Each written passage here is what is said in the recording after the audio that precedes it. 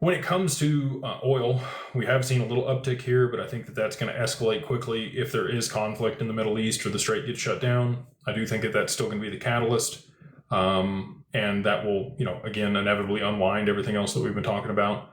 The amendment coming online right now is pretty interesting. And I talked about this in the mastermind earlier today too.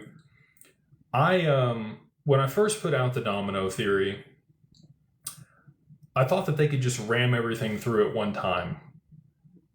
I think there's too much risk with that. And that's why we've seen kind of the slow rollout of everything that we've seen. So we saw, the stablecoin bill get across the line last year, the Genius Act. People have had time to get accustomed to that and position themselves to be able to issue stablecoins and figure out what that's going to look like. You had the ETFs roll out and eat supply off the market to be able to dwindle it down. You haven't seen the BlackRock ETF yet, which I do believe is coming, and will be timed very appropriately in order to be able to drive the price to where it needs to go. But again, it's been a progression of things. And for these amendments to be coming out right now, I don't know if it's going to be okay. We get it across the line, we give it a couple weeks and make sure it's kosher, maybe a little bit longer than that. Do we need to push any fixes? Make sure this works right before we actually start pushing volumes of money through it.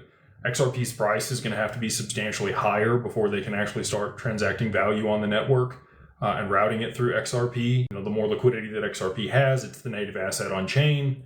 And so, through supply and demand dynamics, they're going to have to push it to a high price if they're really going to want to use it at scale, which is what Monica Long said on Community Day. Just last week, she said that, when she was asked, where does she see the XRPL and XRP here in 2026? She said the words that come to mind are institutional adoption at scale. So for that to happen at scale, XRP has to be a high price, has to be a high stable price. And then you had a kind of a follow-on from David Schwartz later in the evening, where he talked about the volatility of the asset and why institutions don't really want to hold that on their balance sheet. It needs to be a high, stable price before these institutions are really going to adopt this. And again, I believe that that's going to happen from the supply and demand dynamics that are going to push it there, and then payments starting to move over the network to be able to hold price stability at that much higher level.